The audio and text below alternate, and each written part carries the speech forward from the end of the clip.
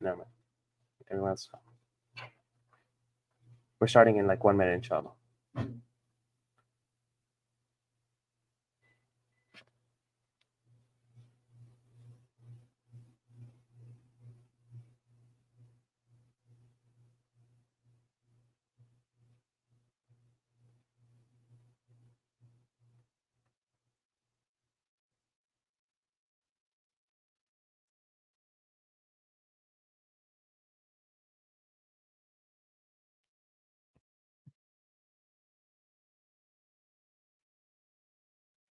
Ready? Okay.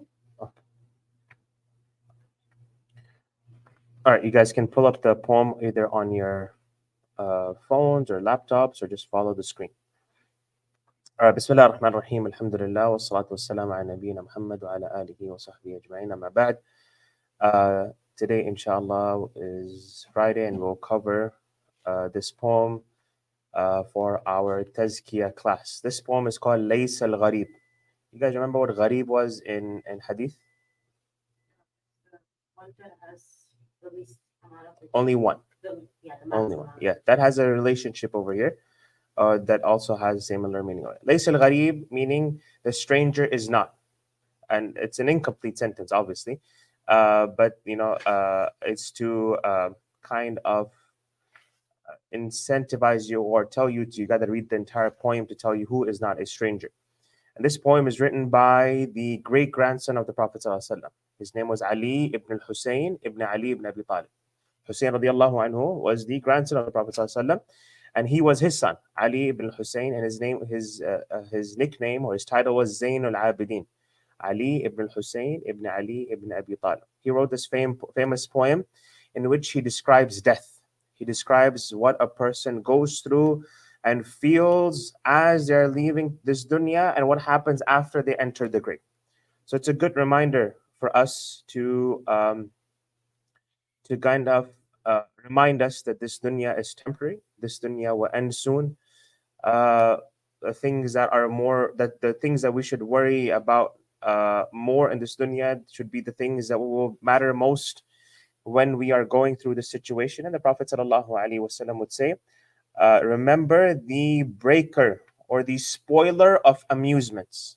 Remember the spoiler of amusements, which is death. When you think about death, it messes up, it kind of decreases, I wouldn't say messes up completely, it kind of decreases your enjoyment of anything. And there was a famous a poet who says that anything in this world is enough to be deficient as soon as we realize it will end sooner or later. Meaning anything you're happy about in this dunya, as soon as you realize that this will stop eventually. Either you will die before this either you will die before this thing is still there, or this thing will stop to exist before you die. Meaning one or the other will stop. The relationship will eventually go their own separate ways. So over here, So this poet, another poet, used to say that it's enough of a deficiency in every blessing to know that will either sooner or later end. So over here, Imam Zain al-Abidin, rahimahullah ta'ala, the great grandson of the Prophet sallallahu alaihi wasallam, wrote this poem, and he's describing the feelings of a person, and he's describing his feelings as well. If he or when he would pass away, what would he feel? So he starts off by saying, ليس الغريب غريب الشام واليمن إن الغريب غريب اللحد والكفن. The stranger is not the stranger to Yemen or Sham. Now, where was he living? He was either living in Mecca or Medina or in Iraq, because his grandfather used to be in Iraq. So either Mecca, Medina, Iraq. Now they should travel to Yemen and Sham. What is Sham? Syria, Jordan, and that area, right? When you would go to those areas, when you would go to those cities, you would feel as a stranger. And when you're a stranger, you feel weak. You feel that you don't have the same confidence as you have in your own hometown, in your own city. So he's saying it's the stranger is not the stranger to Yemen or Sham. It could either mean that when they go to Yemen or Sham, or when the people of Yemen or Sham come to them. Those are not the strangers. But the stranger is a stranger to the grave and coffin. Meaning the real stranger, the real lonely person, would be the one who would be in his grave alone. And in this line, he is mentioning that when you're going to be in your grave alone, there will be no one to reach out to. There will be no brother, no sister, no father, no parent, no spouse, no sheikh, no imam, no friend, no one. It will just be you and what? Your deeds, either good or bad. Those are going to be your close friends or your worst enemies. Those are going to be your best friends or your worst enemies. But the stranger is a strange of grave and coffin. Then he says, إِنَّ الْغَرِيبَ لَهُ حَقٌّ لِغُرْبَتِهِ. Verily the stranger has rights for his absence. عَلَى الْمُقِيمِينَ فِي الْأَوْطَانِ وَالسَّكَنِ. Over the residents of the dwellings and homelands. Meaning, when you travel to a city and you are strange, the people kind of owe to you to be courteous to you, to be hospitable to you, to make sure they guide you if you are about to make a mistake. And this is what Imam is saying over here, that he has a right when he's in the grave, that the people of the grave should entertain him. The people, other people who passed away should entertain him. But over here, there is no entertainment. There is no help. There is no assistance. There is no, social interaction. There is no guiding over here. It's just you and your deeds and the angels who will come to ask you your three questions. Then he says, لا تنهرن غريب الحال غربته الدهر ينهره بالذل والمحن. Don't chase away the outlander, meaning the foreigner or the stranger, in a state of unfamiliarity, for time is also chasing him with hardship and distress. That when a person is a stranger in a city, don't make it more difficult upon him. He's already in a lot of difficulty by being unfamiliar, by being a stranger in that town. Meaning, have some mercy on him, have some rahmah on him, that he is humiliated when he is a stranger. He is going through humility, he's going through tough times, he's trying to figure out what the situation is because he is a stranger. Make sense? Now, Imam Ali radiallahu anhu, Imam Ali rahimahullah ta'ala, is kind of talking about when a person is getting closer to death or as soon as he has passed away. Then he says, سفري بعيد وزادي لن يبلغني وقوتي ضعفت والموت يطلبني. Now he's trying to talk about when a person is close to death, when he is old in age. He says, my travels are far. Meaning whatever I have done in this dunya is nothing in compared to what I have to encounter in the future. All that passed away in the past, 60, 70, 80, 90 years, was nothing. I have a long journey ahead of me, and my provisions will not suffice me. What is provisions after that? His deeds. That's the only thing. I don't have enough provisions. Imam Ali rahimahullah ta'ala, the great grandson of the Prophet ﷺ, is trying to, he's remorseful for every mistake he's made. So he is overwhelming himself by saying, I have so many sins, even though he might not have. But at that moment, you're all that you're worried about is the mistakes you made, the shortcomings you had in this life. And he says, I don't have enough provisions. And it's interesting, he calls it provision, not deeds, because that is the only thing that will take you forward. Food in this dunya is the only thing that helps you live to the next day. And your deeds in your grave will be the only thing that will help you live comfortably or nourish your grave. My strength has weakened, meaning I'm physically weak. And death is so close, and death is the door to my second life. A human being goes through 4 lives. In their existence, they go through 4 lives. The first is when they are in the womb of their mothers, when they're created. Second is in this dunya. The third is the barzakh, when they're in the grave. And fourth is on the day of judgment. So I have just passed the second phase of my life. I have 2 other much longer phases waiting for me. And death is calling upon me, meaning death is very close. وَلِي بَقَايَ بِذُنُوبٍ لَسْتُ أَعْلَمُهَا اللَّهُ يَعْلَمُهَا فِي السِّرِّ وَالْعَلَمِ. I still have sins that I don't know of. There are sins I know of, I have sought tawbah for. I'm already worried about them, that Allah may or may not have forgiven those. But what about those sins that I committed and I don't remember? I committed them in a state of ignorance, a state of weak iman, and now I don't remember them. I forgot about them. I didn't seek tawbah in the moment. What will happen to me? But Allah subhanahu wa ta'ala knows everything I did in secret and in public. Everything I did in secret and in public. Then he kind of has some hope, because you have to balance between hope and fear. He says, Ma ahlam Allah anni. How merciful is Allah, haythu amhalani. that He gave me time to seek repentance. It is from the mercy of Allah. If I were to ask you, is Allah just? The answer is no. Allah is more than just. Right? That's a trick question. Allah is more than just. Just would be you make a mistake, you're immediately punished. I run a red light, I immediately get a fine. Allah is not just, Allah is more than just. Allah is merciful. If Allah was just, with the first time we make a mistake, we deserve to get punished. But Allah gives us chance over chance over chance. Even then after that, there's a chance that even if we don't ask Allah for tawbah, He will still forgive us from His own from His own mercy. But over here, Imam Ali rahimahullah ta'ala says, how merciful is Allah? He has been giving me time to return to Allah subhanahu wa ta'ala. But what did I do with that time? That again, He's guilting Himself. He said, وَقَدْ تَمَادَيْتُ فِي ذَنْبِي وَيَسْتُرُنِي. And I keep on continuing my sins. He's giving me a chance. He's giving me the opportunity to live one more day. Oh, sir, oh, slave of Allah, ask Allah for tawbah. Return to Allah. Pray on time. Give up your sins. Get better. What do? I keep continuing my sins. Chance after chance after chance. And I keep on increasing my sins. And then what does Allah subhanahu wa ta'ala still do for me? And Allah has always shielded me, meaning He's always concealed me. He's always covered me. No one knows about my sins. وَيَسْتُرُنِي. Then he says, now he describes how hard his heart has become. تَمُرُّ سَاعَةُ أَيَّامِ بِلَا نَدَمٍ وَلَا بُكَاءٍ وَلَا خَوْفٍ وَلَا حَزَنٍ. The hours of my day pass by without regret. No crying, no fear, no sadness.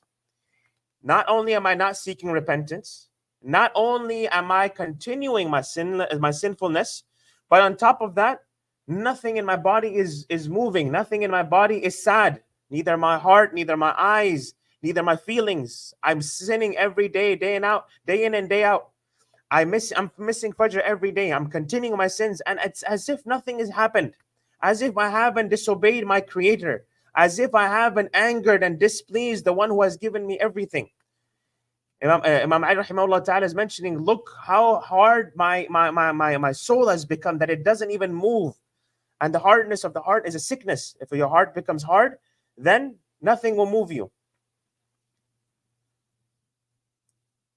Then he says, أَنَا الَّذِي أُغْلِقُ الْأَبْوَابَ مُجْتَهِدًا عَلَى الْمَعَاصِي وَعَيْنُ اللَّهِ تَنْظُرُنِي. I am the one who closes the doors with fatigue on disobedience. Meaning, I struggle so much to say no to sins. I struggle so much to say no to sins. The temptation of sin comes, and I struggle so much. I shouldn't struggle so much. It should be easy for me to say no to sin. I should know how grave a sin is. I should know how grave it is to miss Fajr. I should know how grave it is to commit a sin. And Allah subhanahu wa ta'ala, وَعَيْنُ اللَّهِ تَنْظُرُنِي, the ayah of Allah subhanahu wa ta'ala watches over me. The next line is very powerful. He says, يَا زَلَّةً كُتِبَتْ فِي غَفْلَةٍ ذَهَبَتْ يَا حَسْرَةً بَقِيَتْ فِي الْقَلْبِ تُحْرِقُنِي. A mistake that has been written, a sin that has been recorded, in a moment of heedlessness. I'm usually aware that I should not commit this sin. I went through just a short moment of heedlessness and forgetfulness, and I committed that sin. Now the regret of that sin will remain in my heart forever. And the sorrow which remains in my heart, which is burning me, it's burning me day in and day out. Because why? Because I don't know if Allah will forgive me or not. I don't know if Allah will forgive me or not. I'm hopeful that Allah subhanahu wa ta'ala will forgive me, but because I have committed this sin and I'm close to my deathbed, I'm close to my burial, I don't know what will happen to me. And when I think about in the past, how foolish was it of me that I just had to control myself for that moment of heedlessness. It took me a few moments to do something haram, and now that will always be in my heart, burning me. دعني ألوح على نفسي وأندبها وأقطع الدهر بالتذكير والحزن. Now he's telling the people around him, leave me alone. I'm going to cry. I'm going to be sad. I am going to blame myself for as long as I'm alive, because you don't feel what I feel. You don't understand that burning sensation in my heart. Let me guilt myself. Let me blame myself. Let me reprimand myself. Don't tell me what to do. دع عنك عذلي يا من كان يعذلني لو كنت تعلم ما بي كنت تعذرني. Leave off your blaming of all you who blames me. Meaning, if someone is coming up to me and saying, "Khalas, it's enough. You've done your tawbah. You don't need to cry anymore. You've done whatever it was a mistake. It happens. Allah is forgiving." Don't tell me. You have no idea what I am going through. I have disobeyed my creator. I have disobeyed the one who gave me everything. He gave me chance after chance after chance. And what did I do? I kept on doing more. I kept on doing more. And my heart was hard. And it was a moment of heedlessness. And the regret is always in my heart. And he says, if you knew what I was going through, you would have excused me. You would have let me alone. Then he says, دعني أسح دموع ألا انقطاع لها فهل عسى عبرة منها تخلصني. Then he says, let me cry out my tears. Meaning I'm going to finish all the possible tears that I have with no ending to it. Hopefully, in those tears, there is a lesson to remind me to never do that again. And there's a lesson for me that will hopefully console me. Now he shifts to the second phase. He says, كأنني بين تلك الأهل منطرحا على الفراش وأيديهم تقلبني. Now he is imagining that he has passed away, or he has passed away, or people are assuming that he has passed away, meaning he might have had a heart stroke or something happened. He said, it is as if, now he's imagining, it is though I am with that family, with my family, laying upon the mattress with their hands turning me over. Meaning, all that energy and I thought I was strong and I had the ability to do whatever I want. Look at me now. It requires my family to come and move me, and they might touch me in places that I don't like to be touched, and I can't even say anything. I can't even protect myself. I can't even tell someone, don't touch me. I can't even move from one place to another. If a position is difficult for me, I can't even move from one place to another. That's how weak I have become. That's how incapable I've become. That's how weak a human being is. That I'm in front of my family and they are just flipping me over from one end to another, and I can't do anything about it. I can't even say stop. I can't even say that this is uncomfortable for me. Nothing. Then he says then the next few lines are very powerful. He says, وَقَدْ أَتَوْا بِطَبِيبٍ كَيْ يُعَالِجَنِي وَلَمْ أَرَ الطِّبَّ هَذَا الْيَوْمَ يَنْفَعُنِي. And they say they quickly brought a doctor to check up on me and to see if they can revive me. But he says, I don't think medicine is going to benefit me today. Today, medicine is of no help today. Today, what do I need? I need the mercy of Allah subhanahu wa ta'ala. The day when I'm leaving this dunya, no amount of surgeries, no amount of medical care is going to help me, because that's not what I'm worried about. I'm worried about my sins. The doctor cannot help me get my sins forgiven. I might live a few more days. I might die today. It doesn't matter. What matters is, can this doctor help my sins get forgiven? No, then what use is of this doctor? واشتد نزعي وصار الموت يجذبها من كل عرق بلا رفق ولا هوني.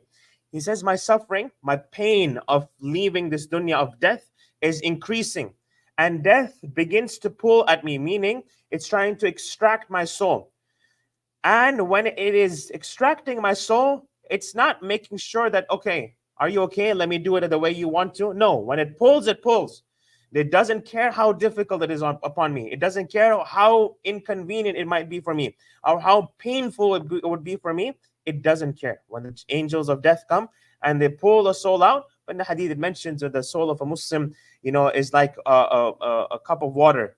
It's like you're pouring a cup of water. And the soul of a non-Muslim is like a needle out of a haystack. How do you get a needle out of a haystack? It's very difficult. And that's the soul of a non-Muslim. But a Muslim is like you're pouring water out of a cup. And then he says, my soul was then removed with a gurgle, meaning it usually comes out from the top, or some scholars say from the toes, meaning I could feel my last few breaths. I had my last few breaths, and my last few breaths were like a gargle, because I was struggling to breathe. And my soul started to leave me. وَصَارَ رِيقِي مَرِيرًا حِينَ غَرْغَرَنِي. And I could barely feel my saliva, and it started to become bitter, meaning I'm losing my senses, I'm losing my feelings, and my soul is leaving my body. وَغَمَّضُونِي وَرَاحَ الْكُلُّ وَانْصَرَفُوا بَعْدَ الْإِيَاسِ وَجَدُّ فِي شِرَى الْكَفَنِ. After the doctors tried, they tried to revive me, they tried to resuscitate me. What happens after? The body was left over there, and they all left. Halas. They left over there. Now what happened? Now they're going to begin the burial process, meaning no one's going to stay with you forever when you're on your deathbed. Eventually, they're going to move you to another place, give you to other people. They're going to take care of you, wash your body, prepare you for kafan. بعد الإياسي, after they were completely despaired. وَجَدُّ فِي شِرَى الْكَفَنِ. And what was their concern then? To find the coffin. Let me go purchase the coffin. Let me buy the burial slot and all that stuff. Let me make the preparations for. He's like, oh, they're worried about that, and I'm like in a completely different world. That I'm worried about my sins, my accountability. The closest people who are closest to me could not even care about my feelings at that day. Could not even help me with an atom of help to in that moment. They're busy. They're worried about negotiating coffin prices. They're negotiating funeral issues, washing, and I'm over here worried, not worried at all about that. I don't care about that. Let them burn my body. It's not that it's halal, but I don't care. I'm just saying I'm being metaphorical over here. That I don't care. What I'm caring is I just need these sins to be forgiven. I need all my shortcomings to be forgiven. وقام من كان حب الناس في عجل نحو المغسل يأتني يغسلني. Now I was at home. I passed away. The one who was closest to me, what was he worried about? To take me to the funeral home to wash my body. The one who was closest to me, this is his biggest worry right now. I need to get my father, my mother, my sister, my brother, my sibling, my spouse to the funeral home so that they can wash his body. That's my concern. This is the person who's closest to me. This is what he's worrying about. Then he says, وَقَالَ يَا قَوْمِ نَبْغِي غَاسِلًا حَذِقًا حُرًّا أَرِيبًا لَبِيبًا عَارِفًا فَطِنِي. He said, oh, my people, we need someone who is an expert in washing the body, who is skillful, who is clever, who knows how to deal with the sensitivity of the situation. He's like, they're looking for a person who's going to wash my body with me having no say, with me not even caring about that. This is what they are obsessed about. This is what they're worried about at that moment. Oh, get us the best person who can wash. What does it matter? It doesn't matter. But they are worried about that at that moment. And then he says, فَجَاءَنِي رَجُلٌ مِّنْهُمْ فَجَرَّدَنِي مِنَ الثِّيَابِ وَأَعْرَانِي وَأَفْرَدَنِي. And then he says, a man came, meaning the person who washes the body. He removed all my clothing. I could not do a thing at that moment. He was removing my clothing and I could not do a thing. And he undressed me. And then I was alone with this person in the funeral home. And as he was washing my body, I was completely helpless. I was completely powerless. وأودعوني على الألواح منطرحا وصار فوقي خرير الماء ينطفني. Then he says they placed me on top of a board, like the table of washing. And he said they started pouring water over my body to clean my body. I couldn't do anything. Completely helpless. I couldn't even wash my own body. وأسكب الماء من فوقي وغسلني غسلا ثلاثا ونادى القوم بالكفن. He washed my body 3 times. He poured water. And then what did he do after that? Call in for the coffin. Bring the coffin. Khalas, it's time to bury this person. He didn't care about me. He couldn't console me. He couldn't take care of my sins. He couldn't increase my deeds, my good deeds. Nothing. All he did was wash my body 3 times. And then he's gone home. He's going to have dinner with his family. He just saw someone leave this dunya who is burning from the inside because of his sins. And he says, he calls people for me to be shrouded and for me to be buried. And then he said, وَأَلْبَسُونِ ثِيَابًا لَا كِمَامَ لَهَا وَصَارَ زَادِ حَنُوطِ حِينَ حَنَّطَنِي. And he said, they clothed me with sleeveless clothes. Meaning in the dunya, I was enjoying long sleeves and beautiful clothes. But now, even the clothes that they gave me don't even have a simple thing like a sleeve. Meaning it's just a sheet, a sheet of cloth that will cover me, that will envelop me, and I will be buried in that. And then what does he say? The only physical provision I have at that time was the embalmment, was the perfume, was a little bit of a scent that they put on the body. That is sunnah of the Prophet ﷺ. They put a little bit of scent on the body, and that's the only thing that I will take with me in the grave. Besides the shroud, this is the only thing I will take with me. He's kind of being sarcastic over here. that this is the only provision that they will give me. I mean, all my wealth is not coming in my grave. All my properties are not coming in my wealth. All my career, my degrees, all that I worked for years and decades in my life, nothing is coming with me in my grave. And then he said, وَأَخْرَجُونِي مِنَ الدُّنْيَا فَوَأَسَفَ عَلَى رَحِيلٍ بِلَا زَادٍ يُبَلِّغُنِي. He said, then they took me out of this world. They transferred me from the world into my grave, which is another world. Meaning they buried me and I'm no longer existent in this world. And then he said, how sorrowful, over here he uses the word sorrowful, but he said, how sad is it that I am embarking on this journey that I don't have the provisions for.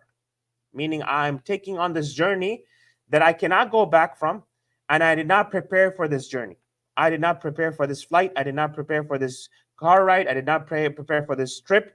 And I am going on this trip. Allah knows what will happen.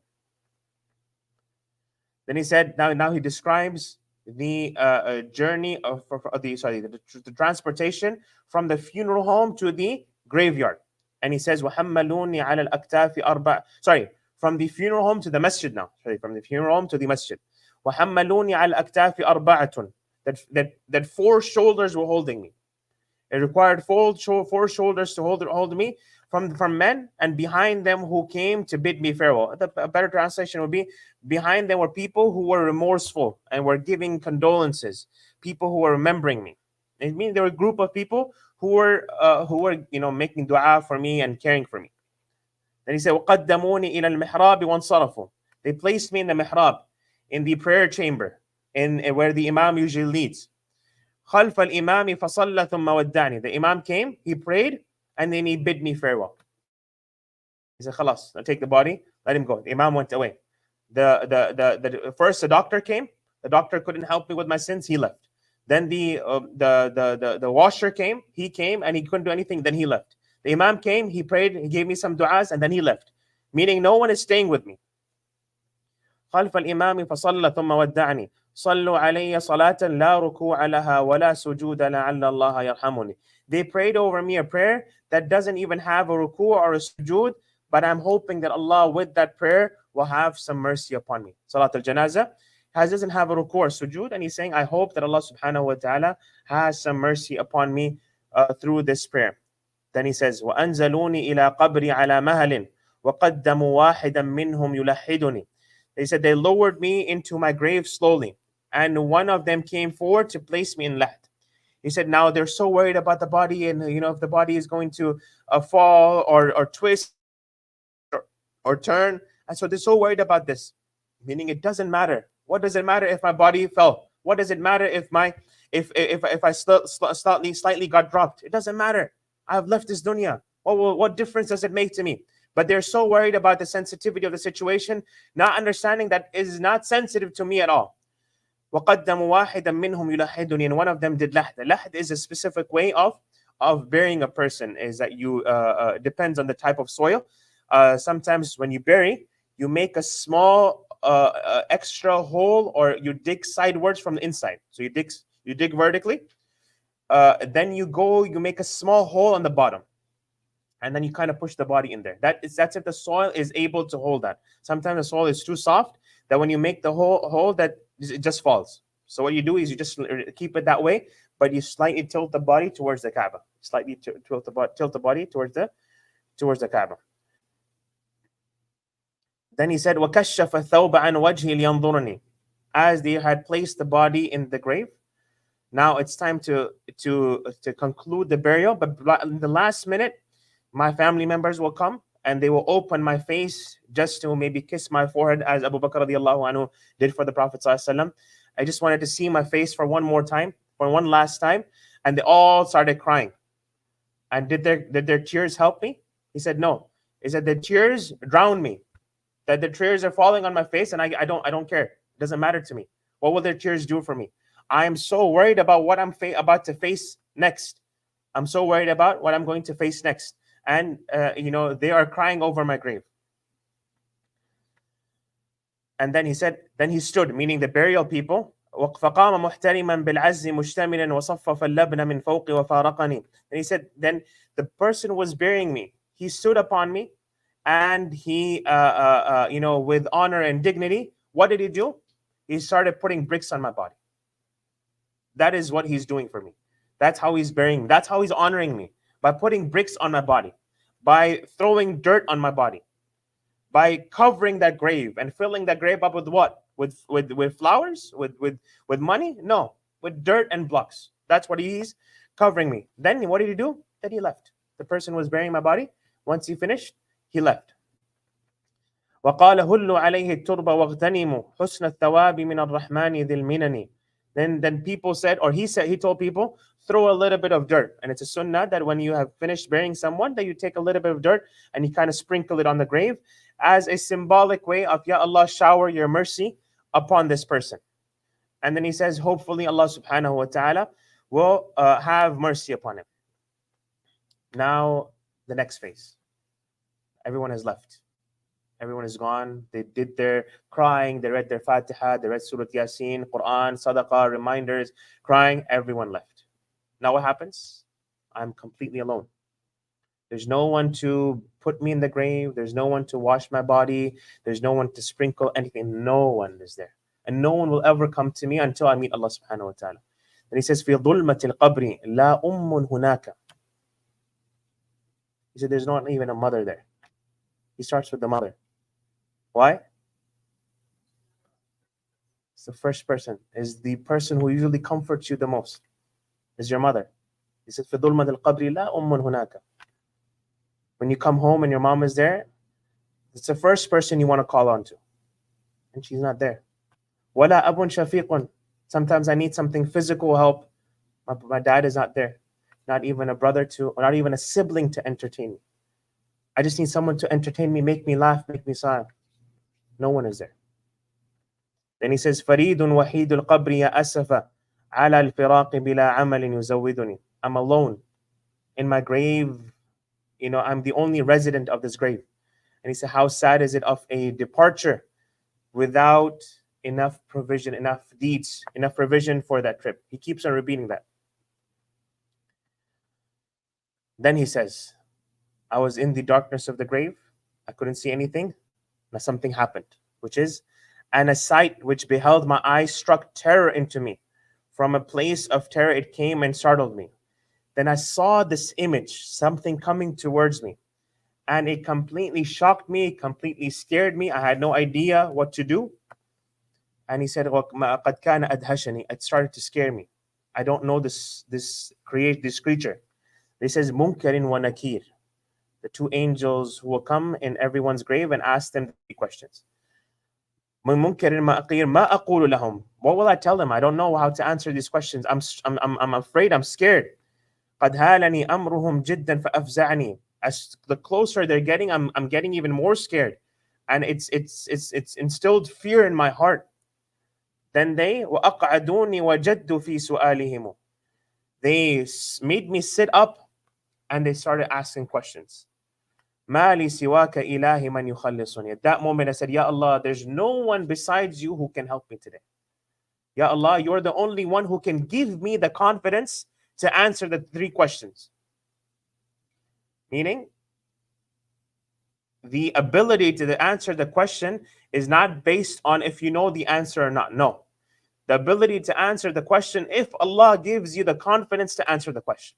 If Allah does not give you the confidence to answer the question, no matter how many seminars you attended, you won't be able to answer the questions.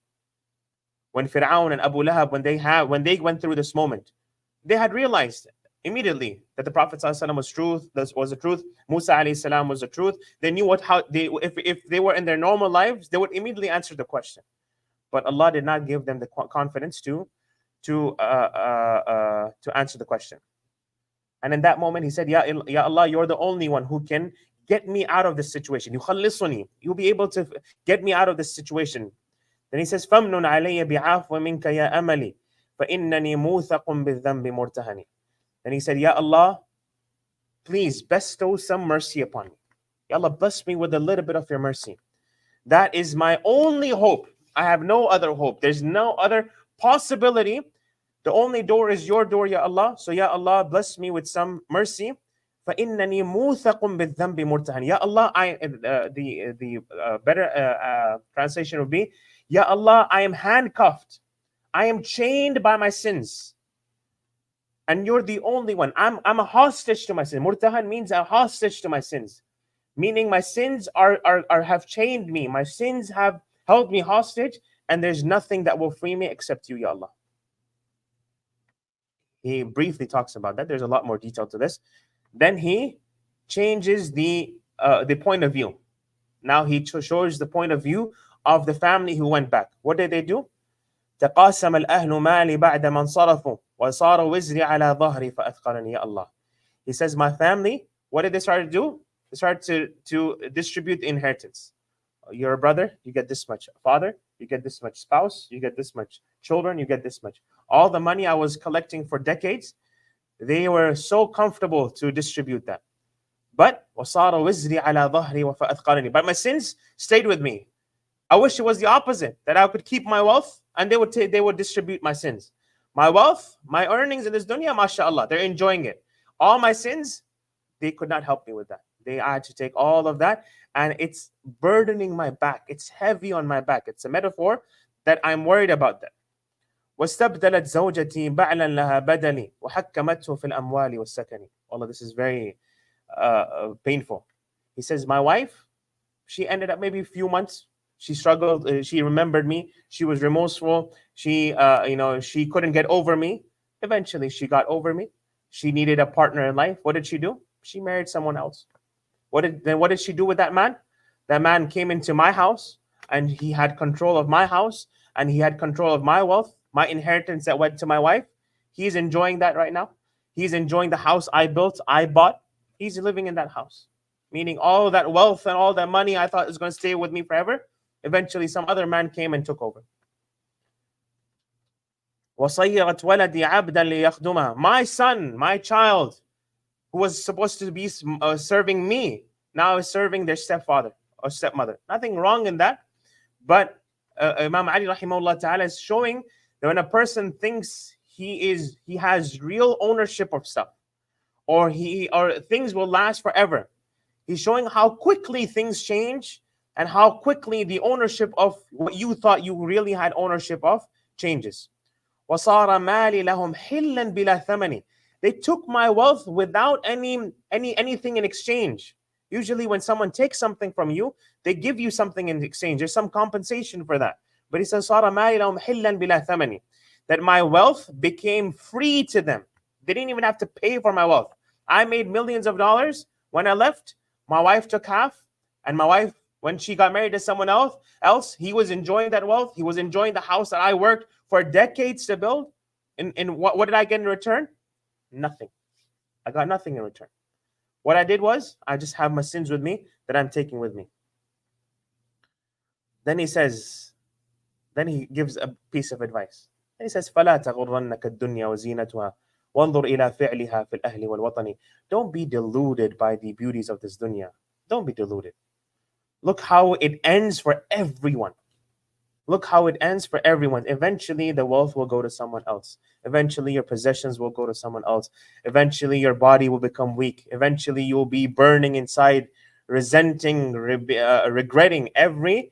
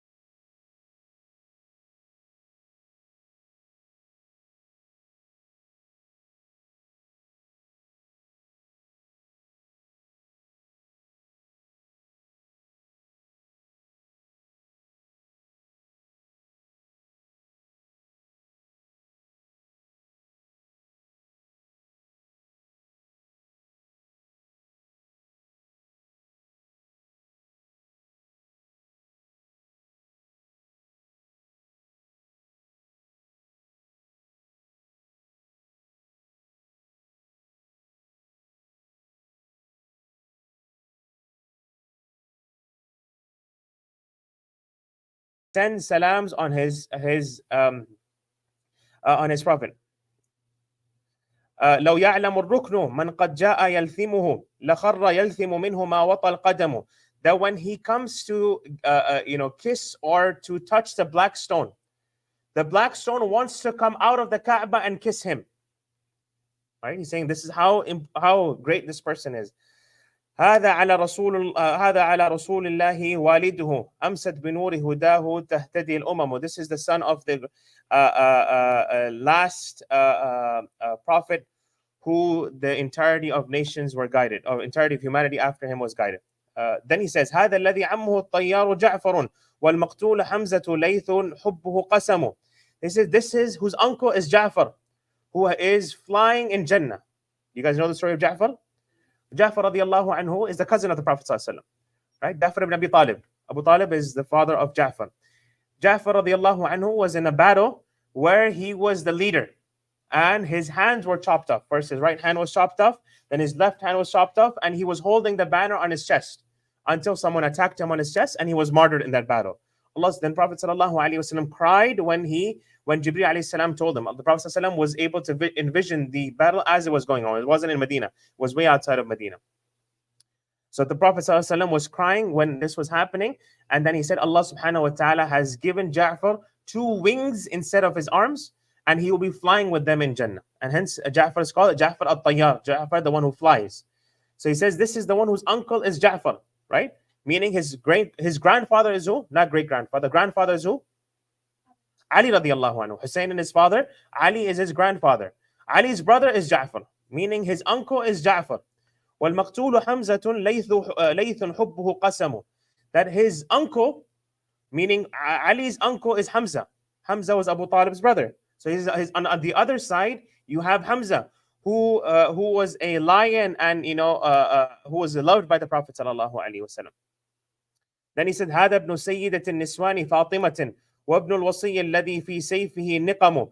This is he is a son of the best of women, meaning Fatima radiallahu anha. The Prophet in a hadith mentioned that 4 are the best women in humanity. One was Maryam, then the other was Asiya, the third was Khadija, and the fourth was Fatima.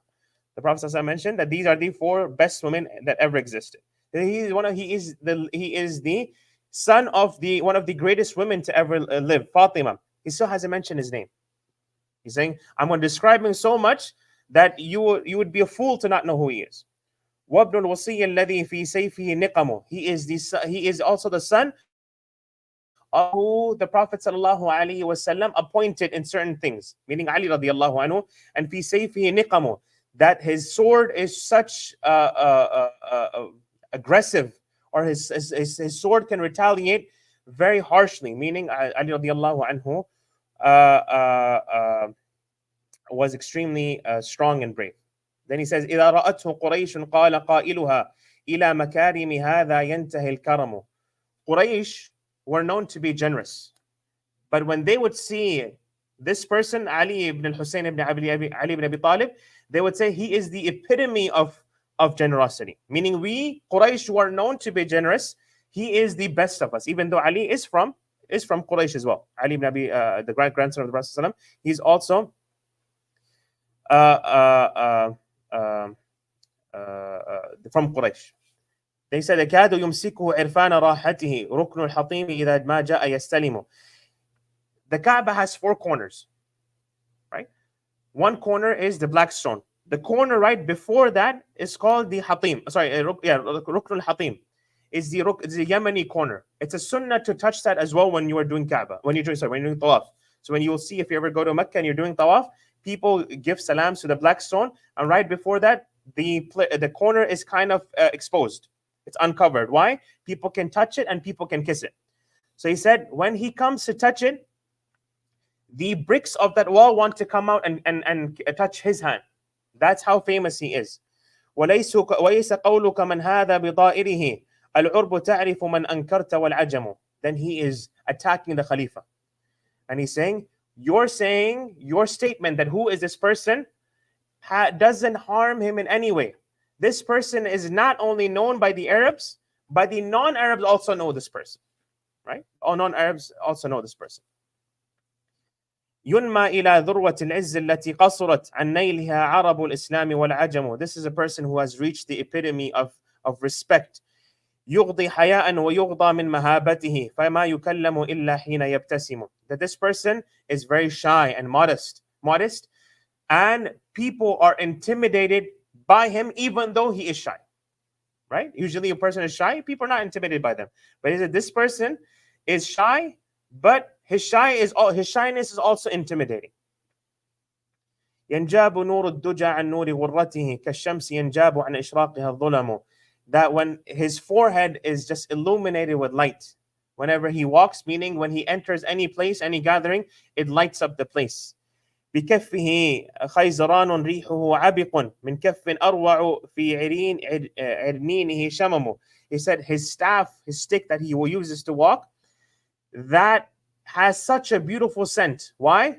Because of the scent of his body. His scent of his body transfers into his stick and his staff, to the point that his staff also has a beautiful scent. Now you mentioned something very beautiful. He's describing his generosity. He said, ما قال لا قط إلا في تشهده لولا التشهد كانت لاؤه نعم. He said he's never said no. He's so generous that he's never said no. The only time he says no is when he's doing tashahud. When he says, Ashhadu an la ilaha illallah, there's no God but Allah, that's the only time he's forced to say no. He's so generous that only in salah he says no. Besides salah, he never says no. It's kind of a metaphor of how generous he is. مشقة من رسول الله نبعته طابت عناصره والخيم والشيم. That he is a derivative of the genes and the blood of the Prophet sallallahu alaihi wasallam. حمال أثقال أقوام إذا فدحوا حلو الشمائل تخلو عنده نعم. He goes and he helps those who need help, meaning he's describing how how humble he is and how much he helps others. إن قال قال بما يهوى جميعهم وإن تكلم يوما زانه الكلم. That when this person talks, everyone immediately focuses and everyone is kind of startled by how beautifully he talks. And whenever he talks, he becomes even more beautiful. People are of two types. You when a person comes to you, they might be 5 out of 10 in terms of respect. When they open their mouth, they either go down or up. Right? Some people, you have less respect for them after they start talking. And some people, you respect them more when they start talking. And he said this person is beautiful, and he would become even more beautiful as soon as he would open his mouth. هذا ابن فاطمة إن كنت جاهله بجده أنبياء الله قد ختموا. This is the son of Fatima. If you don't know who she is or who he is, بجده أنبياء الله قد ختموا. His father was the last and final messenger of all. It's a very long poem. I don't know. Yeah. And he did this on the spot? On the spot. Oh my Yeah. Weeks and months. Yeah. So the Khalifa's name. I can't remember right now.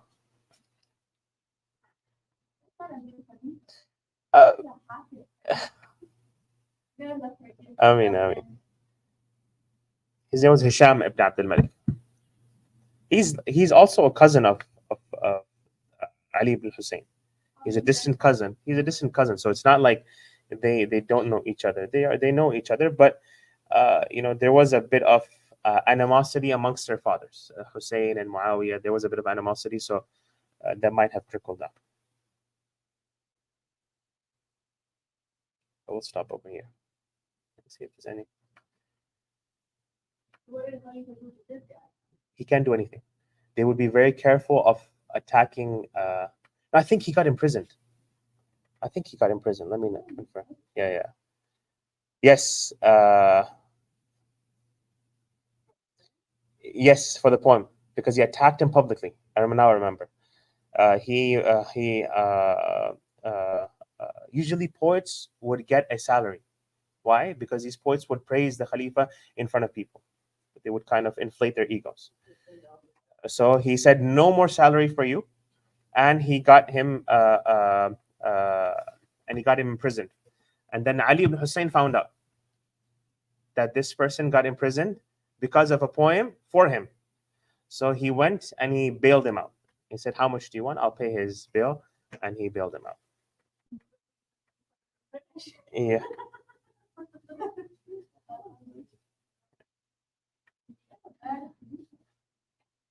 They did good things as well. But everyone has their ego. Everyone has their ego. Hisham. He doesn't drop the name. He never does. He knows that they know the name. It's not that they don't know that. They know who he is. Yeah.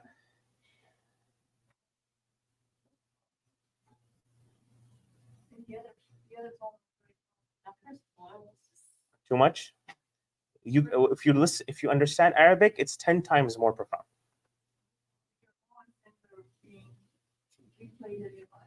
Yeah.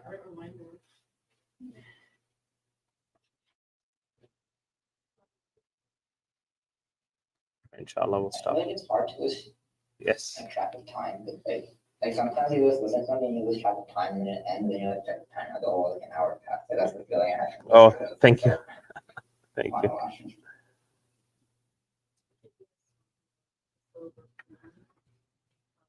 Yeah, I have some other poems as well, inshallah. If I like to stay as yeah.